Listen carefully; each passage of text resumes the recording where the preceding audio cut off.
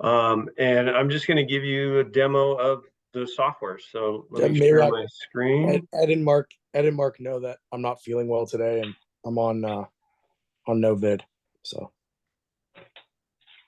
Yeah, and Andrew's got the Rona, so we got to wear a mask, all no right? no Rona, but hopefully not. So you guys can see my screen okay? Yes. All right, so this, as you can tell by the shape, is obviously designed for smartphone usage. The cool thing and one of the major differentiators for us is it is not an app. It's a mobile optimized web link, which gives it higher security, but also less headwind on adoption, because we all have too many apps. And when you force somebody to install another app, they push back. The other thing we found is the number one player in this market is a company called Zocom, and theirs is an app. And the problem with an app is you can only have one in the App Store. So when you do that, but you represent hundreds of title companies, you leave it to the consumer to hunt and find their title company on your app and then find the right branch of the title company. Ours is a link that is unique to each of the trust accounts that we connect to. So an escrow company that has 6 offices in Phoenix might only have 2 trust accounts. If that's the case, then we would create 2 links for them. And I'm just going to log in here to show you the landing page. So in my example with those 2 trust accounts in Phoenix, they would just have 2 big buttons, one for North Phoenix and one for South. As you can see, the call to action is really simple. It just says escrow deposit. So this is a check 21 deposit system. So it's not ACH. And as a result, we meet all of the good funds requirements in all 50 states. That's made adoption and getting set up in states like Texas, which are more difficult, quite easy for us because we get not a free pass, but once the insurance commissioner looks at our software, they go, oh yeah, this is great. So the consumer will either get a link from escrow or from their realtor. I am a real estate broker in Seattle, so I use the same escrow company and the link doesn't change. So I can forward it to my customer, or if they give me the earnest money check, I can shoot it for them. And we found about 50% of the checks get scanned by the consumer and about 50% by the realtor. Doesn't matter to us. It just flows into the trust account anyway. So the user is going to click on escrow deposit. They're going to fill in their details for the transaction. I'll just use myself. And this allows us to send an earnest money deposit receipt to the realtor while at the same time sending it to the consumer because they're now in the system as well. This is all fully customizable and fully white labelable. So we have clients that ask for more information in the UI. We have other clients that are like, no, let's keep it easy. We know adoption is easier when you put less burden on the user. So let's go that route. This interface that you see right here is our most common. That's the realtor information and the property address. The next screen, this is another differentiator for us, is the purchase and sale agreement. So we found that many of the competition require the purchase and sale. And the reason for that is the title company can't assign an order number without it, right? They can't open escrow without it. But we also have found that a lot of consumers don't have it or can't lay their hands on it. So what we did instead is we said, well, let's give them multiple ways to provide it, but also give them the ability to not provide it if they don't have it. And if that happens, then the check image will just go into a hold queue. And that tells the users on the back end to go get that purchase and sale, right? So they can upload it if their phone is connected to Dropbox, and that's where the PSA happens to be sitting. They can shoot a picture of it if they're holding it, or they can just skip it altogether. So we're going to skip it. They get to the next screen. They're going to enter the amount, and then they're just going to click on it, just like users do for depositing to their personal accounts. The differentiator is you can't use ACH, which is why The user is all pretty well trained on how to do it, but those are all ACH systems, and that's why this service never entered the earnest money circles, right? I've demoed this platform to commercial title companies that handle commercial transactions. They're ecstatic that they're going to be able to do deposits in the millions because there is no limit on the amount. And as you guys might know, if you've ever scanned a check into your own personal account, there's usually a daily limit of 5 grand or 10 grand, and ours is unlimited. So they shoot the front and the back of the check, and then they hit upload. Once they hit upload, they're going to get a confirmation screen. That's their receipt. They're also going to receive a text message that goes to the consumer. So if a realtor scans it, the consumer is still going to get the text message because it's their check and they have to consent to the withdrawal. So that image will go out. The title company gets an email notifying them of the new deposit, and then the check itself will go into the back office. So let me just show you where that happens. So if I go in here into the review bucket, move you guys out of the way, right? The system will show them the front and the back of the check. If I select that, it adds the endorsement on the back automatically. This box of data right here is what gets transmitted in the form of an image cache letter or an ICL file. This particular one's going to a Wells Fargo account out of Austin. And the user is going to approve this. So the checks get swept at 5:30 Central Time at night, and they just have someone on their staff that goes through and approves the checks. So let me get out of here and I can show you. So here's the approval. So far today, 33 checks for $128,000 roughly transmitted. So these are the checks that went yesterday, and yesterday would include all the way back to Friday. So 43 checks for, or sorry, 43 checks for $250,000 got transmitted over the weekend. So the system allows them to do all kinds of tracking and reporting. We put in the system, get out of the way again, there's about 30 unique reports in here.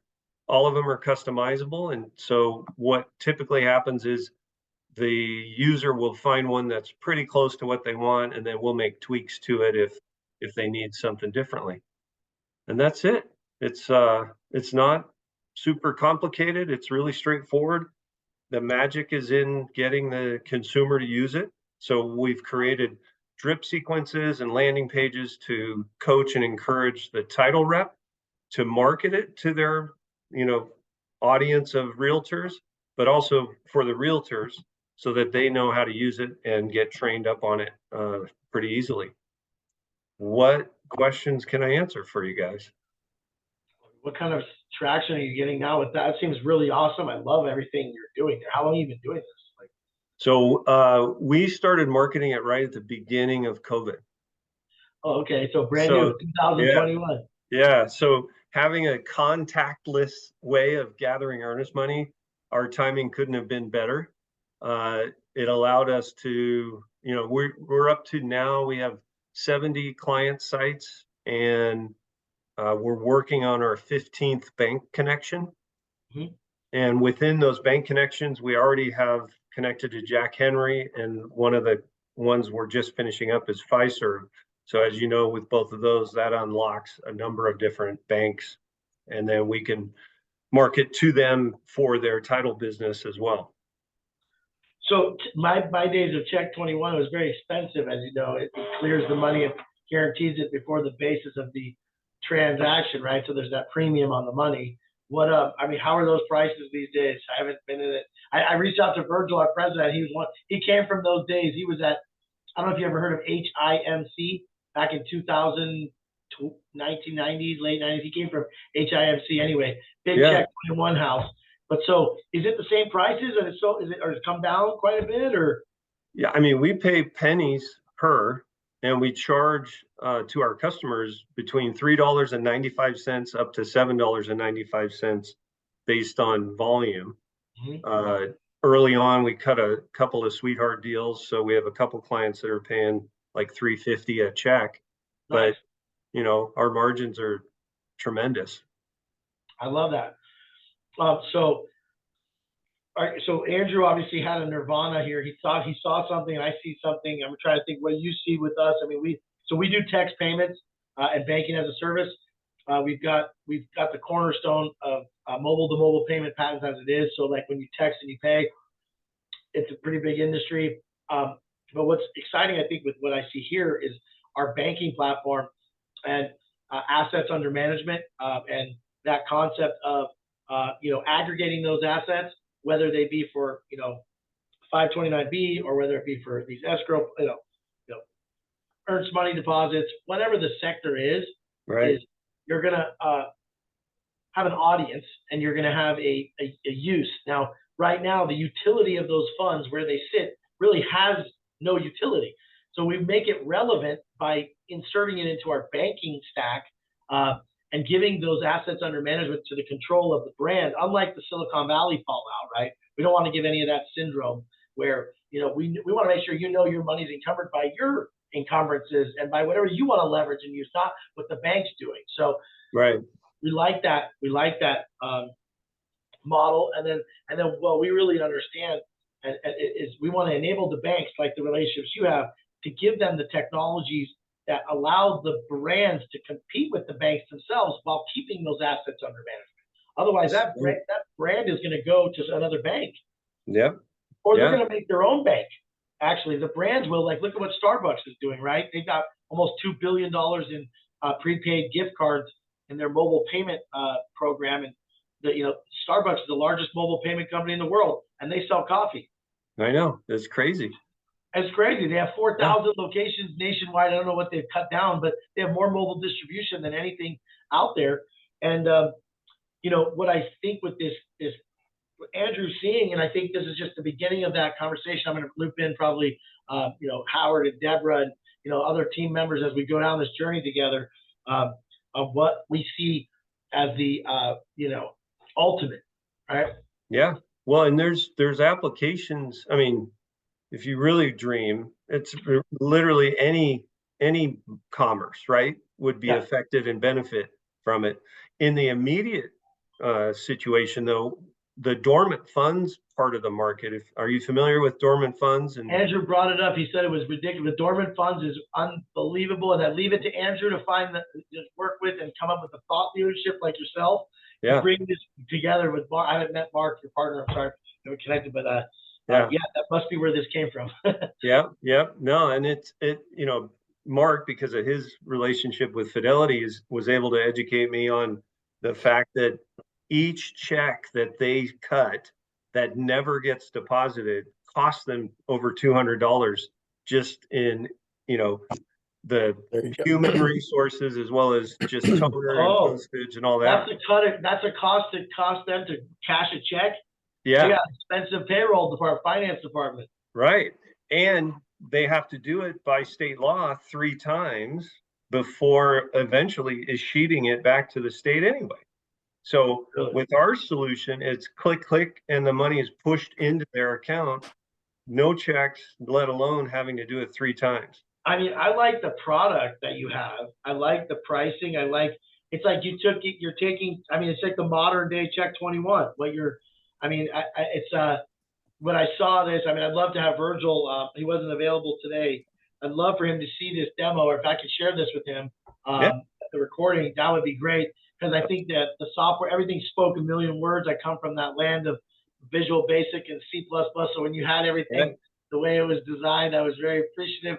Access, we came from the Access database world before they called it SQL. So your format was very delightful. Brought me back to my era of technology. The new generation is they call it TypeScript. This is the new JavaScript. They call it TypeScript. Yeah, so I'm laughing. You're probably familiar. I'm just getting my feet back wet into this. Haven't really done any coding in almost a decade, more than a decade. more than 2 decades, actually. You're dating yourself now. You were probably Fortran COBOL. I don't know. You were C or what? Yep. No, What I was had the name? I was Fortran. Okay, I came at C. I was right after Fortran. Yeah. Yeah. So And, you are and that was enough to go, you know what? Screw this. I'm going to do sales, man. This is right. not. Yeah, you can't even. Yeah. Oh, I mean, but this is really nice. I like how I like. I mean, I'd love to learn more about your plans and what where you're at, like what your dream is, what you're trying to do. Because Andrew's probably got some ideas. You do too. I don't know. I like this as a product. What you have. You know what I mean? I think as a Yeah. product, it's interesting on a banking stack perspective to merchants to offer to businesses as a product was very interesting. And yeah, I think I'd like to just continue our conversations and see how we can find the best way to leverage what we're doing and what you're doing, and then bring the best of breed, if you will, Yeah. across platforms. I think that would be marvelous. And I'll tell you the thing that got us the most excited is simply the fact that we're small and our growth has been steady but slow because we're small. And Yeah. Andrew and I probably used the word accelerant 1,000 times in our first conversation because we see partnering with you guys as a way to get in front of more people more quickly. And if there's a way to leverage a sales force, even better. Yeah, I like the I mean, again, it's a product that I think I have to bring to the attention of the payments team and our sales team. That's why I wanted to loop in Howard and Deborah. Certainly, they were not available today. Everyone's traveling into we have an annual summit for the company. And so our summit is the next 3 days. People are coming in from all around the States and coming into town. And so we'll be hosting that. And so sorry, that's why I had the hard stop actually. Yeah. There's another thing going on. So, is there anything? I mean, I saw what I saw, and I understand all of that. I really don't have any, except my question would be, are you acting as the ODFI and moving the money? Who's actually doing the debiting and crediting? So we partnered with FTNI out of Nebraska. Omaha, Omaha. Okay. Yep. Yeah. And so we built the UI, and then we've already built the wireframe. You're at First National Bank of Omaha. Is that what you're telling me? No. FTNI is Financial Transmissions something. Financial Transmissions. Well, I know FNBO, and I know they're out of Nebraska. I don't know what you're talking about. FTNI is a specialty clearinghouse company. You know what's great about that, Andrew? Specialty clearinghouse. We're a specialty payments company. Yeah, ftni.com if you want to check them out. Yeah. Specialty clearing house. Excuse me. Bless you. That's you. T equals FTNI. Got it. Okay. And our chairman is not here with us today in this call, but if someone asked you what we are, what AppTech is, we're a specialty payments company. We're a specialty payments company that focus wrap around our solutions based on our IP. We have text to pay, we have banking as a service, we have two-way chat. We can make when computers talk to phones, that whole validation of the transaction, of the check to the customer and saying, is this you? Reply Y. That whole two-way engagement, the whole two-way engagement, two-way SMS communications, that's one of our fundamental patents. It's like the dial tone for AT&T. It's like, hey, we're just a traffic man. So we just want to make as many of those happen as possible. And if we can put business models like this around it and make a complete solution for that vertical, whatever that is, I don't know who your top competitors are, sir, but if you could share with me that, because then I could see, oh, wow, does it make sense to carve out a license for this vertical so you can then go after those other guys from the infringement standpoint, right? Yeah. Yeah, most of our client acquisition has been out of the back door of one of the biggest players because we set up our pricing model to kick their ass. And it's a very incestuous business. So for you to tell me it's coming out the back door, that doesn't surprise me. Yeah. Well, I would say it to them. I mean, do a better job. So, but I'll get I'll make a YouTube link for this and get it in your inbox today, so that if you want to share it, I'm going to share with actually Virgil, our president, so he can see it. I think he'll appreciate it more than anyone because actually this morning when I reached out to catch up with him, I let him know. I was inviting him to our call because he's the first person that came to mind when Check 21, when you mentioned it. And I know that's his, forte. He's probably, you guys are in the same category. Yeah. Charming and young and handsome. Yes, all the way. Oh my gosh. But this is very exciting. I want to certainly for what I'm going to do here and our process. We have an opportunity canvas. I'll start filling that out. Something Andrew has privy to as well. I'll start filling. Yeah, I started to fill some of it out at the end of last week and over the weekend, and I think what I want to do is chop it up with you, Mayrak, and then if we need some feedback for Ed to fill in the blanks. I'd love to just retro get on chat with you afterwards, and with you and Ed or whoever, or I don't know where you guys are thinking with this, Andrew, because there's possibilities are limitless. I just don't know where. I want to put boundaries so we're not losing focus. We should maybe put like a real simple, achievable milestone to just step up to like a bigger picture kind of thing, Yeah. No, I'm totally on board to figure out what's the smartest, fastest way to go. And smartest way, because I know there's something here when I saw what I saw, because when we work with an ODFI, so you're telling me you're using a partner, a third party, that FI financial transactions, and so they're the actual ones who's debiting and crediting the accounts. You're just acting as the intermediary of the money and holding it for that period. So the difference between what you're doing today in your business model and what I think in the future, what we do is virtual accounts. So that account will sit, that money will marinate. I don't know do you know the average lifetime of the sitting of those monies in those accounts? Minutes. It could be a scan at 9 a.m. that gets swept at 5:30, but that would be the longest. Oh, so then it would just be really the money that's in that account is really the sweep account that's just going to accumulate on a nightly basis based on the total volume that you're going to have going. Exactly. I mean, yeah. So you started this in 2021. It's just you and Mark as partners, and like, how's that? No, actually, it's a public company that went public in 2001 and never made a nickel for 20 years. And then. You mean to tell me you have a ticker symbol? We do. What is it? GCLT. Okay. And it's on the pink sheets, the OTC market. It's a penny stock, or half a penny stock. Do you guys have any ties to it? Do you care about it or not? Not a big deal. We got 600 shareholders that care about it. That's a lot. Yeah, the original CEO raised a decent amount of money over the years, but never really got anywhere with the shelf. You got that yield sign. We used to have that yield sign on our stock years ago.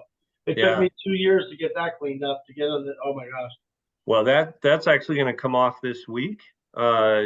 Apparently there was something in our quarterly filing that they didn't like, and they emailed it, and it went into my spam folder. So it wasn't until a shareholder said, hey, you got the yield sign. And I went, oh, crap. So we've already fixed it, but they said it takes 5 to 7 days to take that off. Well, that's pretty cool that you got 600 shareholders, nothing to shy away from. We used to have 400 shareholders. Now we have over 4,500. It's pretty cool. Yeah, no, it's but I've been there. We've been there. We had 400 when we started. We started with three shareholders. Yeah, and then it grew to 4,500 now. Well, 600 is nothing to snip away at. That's a big user base. So are you running and doing everything through this entity? Are you the CEO? Yeah, so I'm the CEO. I run all the sales. I do the PR. We got a contract CFO. Wow, there's only 6 million shares authorized in this whole thing? Oh no, 500 million. And you 500 million. It was $1 billion when I took over as CEO.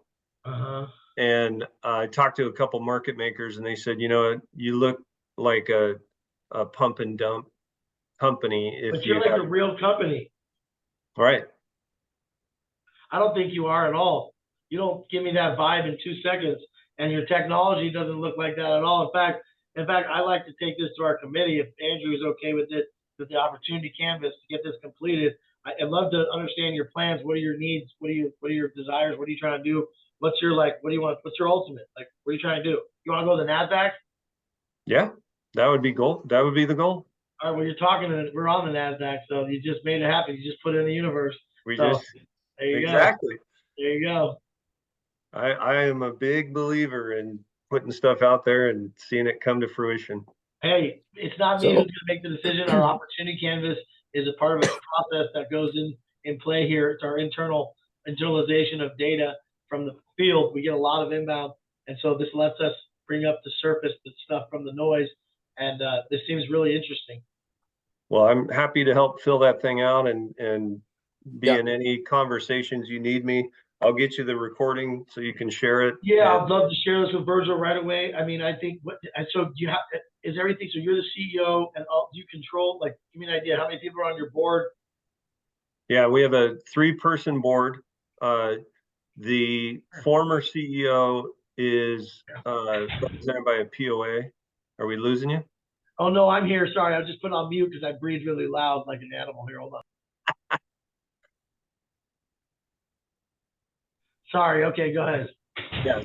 So 3 board members, 600 shareholders. The former CEO and myself and Mark control the bulk of the shares. So 4 people control the bulk. Yeah, there's about 100 million shares in the float. And we actually, I did a press junket You don't have any online. debt? How much debt do you have? The only thing we have is convertible debentures. And I've already talked, there's 19 of those people for about 2.1 million shares. Oh, 2.1 million shares. Yeah, and I've already talked to all of them and told them that we're not going to pay them. We're just going to convert them. Yeah, that's fine. Give them their shares. You have so many outstanding. It's ridiculous. Right. So you mean to tell me people look at you and they think you're some pump and dump, huh? Yeah, because a couple of occasions over the last 2 years, it has been pumped and dumped by who? market makers. And market makers, are you taking money that you shouldn't have? Because they always have, they put a lot of pressure on the stock when you take that kind of money. Andrew knows better than all of us. I don't know this business like he does. Yeah, no, we had no financial interest in the activity. In fact, most of our shareholders are locked up for. So you're telling me these guys, the markets just shorted you and beat you up to hell? Yeah, so I dripped a dozen press releases over 12 weeks on the market to try and flush out the shorters.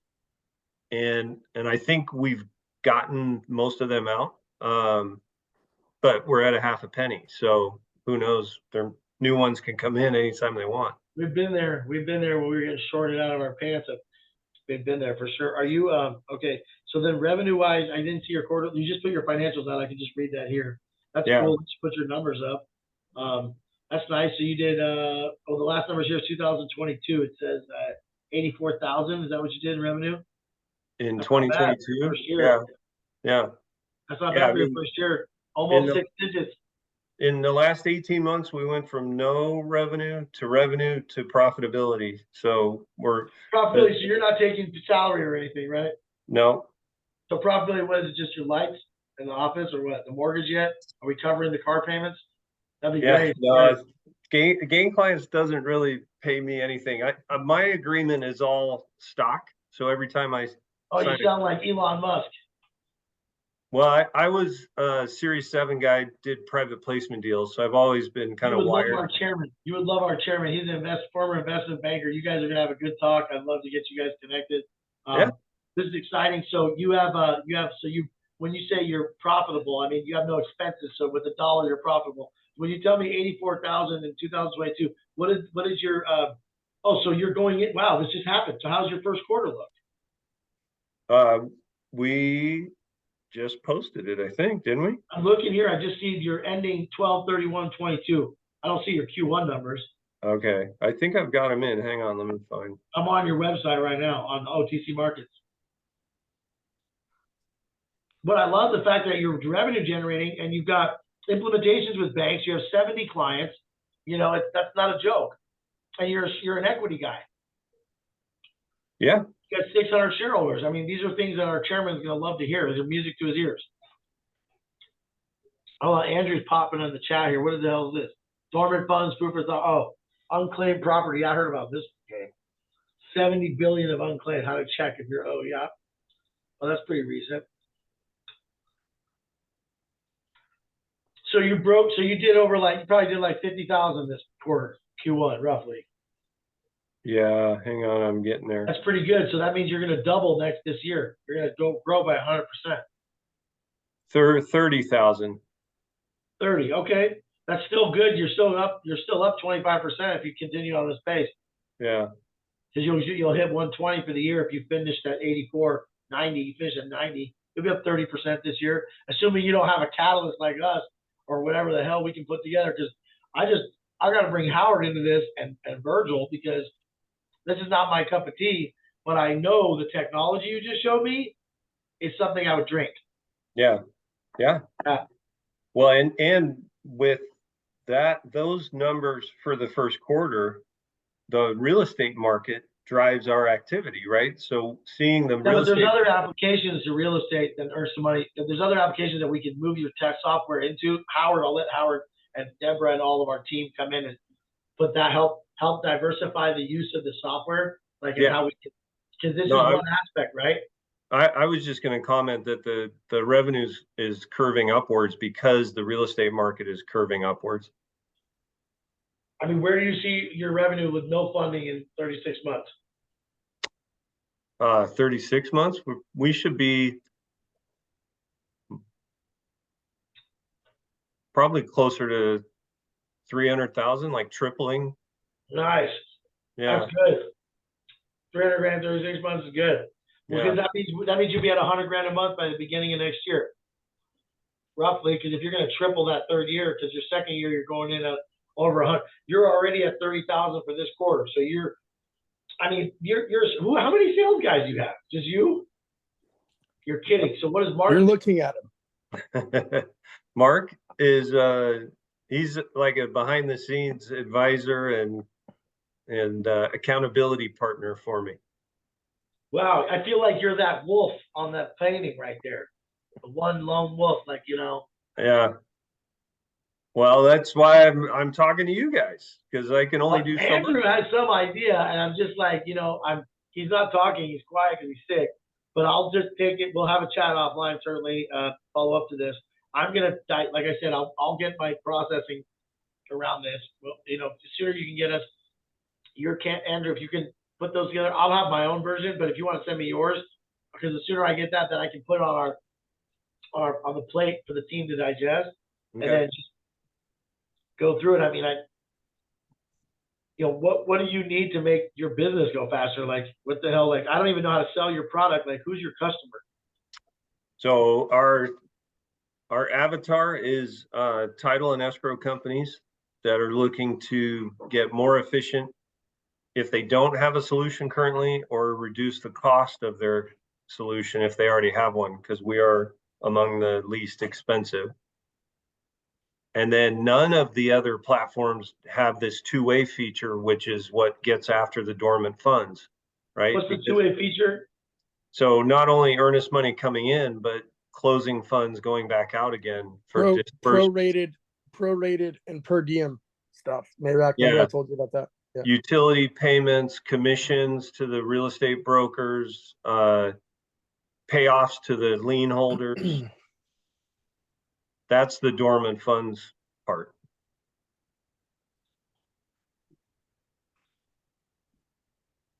And that's actually, in my opinion, more lucrative, right? Because we're getting a per check fee. Well, we're going to get a per disbursement fee. And the difference is there's one earnest money check, but there's 5 to 10 disbursements. Yes. So then, Ed, could you talk about the reality of the multiplier effect for in the right direction of the number of employees that currently process these checks in hard format, and what you effectively do to an OpEx in that department?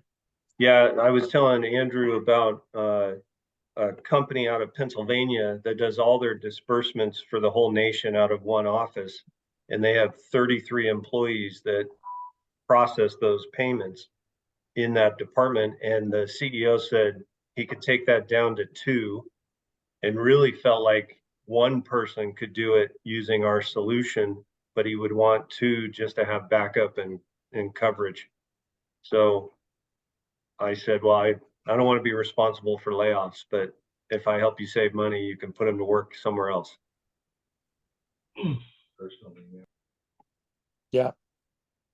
I mean, those are the value propositions in the current climate of what we're dealing with in the foreseen future. Those are the value propositions that need to be realized to these companies. So, could you speak a little bit, Ed, about the difference between the bank clients versus the title companies? Yeah, so the title companies drive which banks we connect to. So our sales audience, or the list of prospects, are going to be title and escrow companies that want to digitize capturing earnest money. Then we strike an agreement with the leadership of that title company. They're then going to tell us, well, we do our banking with Wells Fargo or whomever, and then we'll go and do a connection. America. Yeah. It was kind of interesting because when we first, at the beginning of COVID, Wells Fargo had a requirement that if you were going to do ICL connections like we do, you would have to have two accounts. And our customer base was like, screw that. We're not doubling up and creating a second account. So I went to Wells Fargo's leadership and I said, all you're doing is motivating me to put US Bank in front of all of your customers, because US Bank has a better deal and doesn't charge for wires for title companies. And they, guess what, they approved within a day. Mayrak, you get that? I did. I've got. Yeah. I'm trying to summarize everything in one sentence, and Ed gave it to me. Digitize earnest money deposits. Your process. You want to enable the Ticors, the Fidelity Titles of the world, whatever, all those guys, to use this onboarding. Now, when I'm talking about expanding the profile of how your software as a service is working, you're just focusing on title for the thing. That's one business. I'm sure there's 10 other verticals you can go after that can expand the profile of your software like capabilities. You know what I mean? As far as different verticals, right? Big time. That's kind of what I was talking about when I said you literally could point at any transactional business, and we would be an elixir for it. We've targeted the 529 plan business because it's huge, and there's three parties that would benefit from that sort of transaction, because you got the financial institution that has the account, you got the parent who wants to initiate a transfer out of the account, and then you got the university receiving the money. So that's the version 3.0 that we're working on right now. Yeah, so I mean that progression is really what we got to think about, and how you can leverage the platform to get the relationships that are needed to move that money, and then really just house it. Because at the end of the day, this stuff's sitting dormant. The 529s are sitting for 10 years. Right. Oh yeah. I mean, 15 years, and it's constantly recycling. And then when it has its attrition, but you have new money coming always. You have all the new kids, new boards, so it's a self-fulfilling prophecy, really. Yeah, you nailed it. And if you're smart, you're starting your plan when your kid's in second grade. Yeah, I don't have kids yet, but I got plenty of life insurance. Good man. Somebody's gonna get rich. You're worth more to us dead? Is that what I'm hearing? That's right. I highly doubt that, Mayrak. No, not anymore. No, that's not. I need to up my plan. It's not enough. It's only got 7 zeros. It means like 8 now. Yeah. Well, we're gonna help you accomplish that. Let's go. Let's go to 9. If I go to 9, you'd be at 8. We can all be happy. Everybody's good with that. All right, that's fair. I think what I'm going to do is, this is a great call. I think we got, I'm going to definitely have to loop in Virgil, Howard, Deborah. I want to get a opportunity canvas drafted, Andrew, and then certainly just have a follow up here in the coming weeks, so we can put something together. I mean, I feel like there's something here. like I said, I'd like the team to look at it and see if they see what I'm seeing here and, you know, how we can work together. I know we've hired some new sales guys here. They're hungry to get new business, and this seems like a good product that they could sell pretty easily. You know, and I like how you did everything on the internet, not using an app. People misnomer they all about having apps. Just make your website friendly to the phone and keep it limited. And it's like so easy. You know, oh, we're gonna build a Google app and a place. Get out of here. Just give me the web, the phone. I'll optimize to it. Thanks for coming out. So I appreciate that. You know, that's really nice. And you know, it's been good, Andrew. Thank you for the introduction. I think we certainly. I don't know if we're under NDA, Ed. I think that'll be our. We are. We are. We are. Yep. Oh, we already got papered up. Great. Anthony then did that. So excellent. Yep. I'll go ahead and get this circled around the horn with the team. Andrew will follow up on our, you know, 2-minute drill, and then later, you know, tomorrow. And then, yeah, that's really it for us now. And then we'll just have to circle back here in the coming weeks. I really enjoyed the conversation, and I'm delighted to see what you built. It's really, Virgil's going to love it. I have a feeling. Virgil's our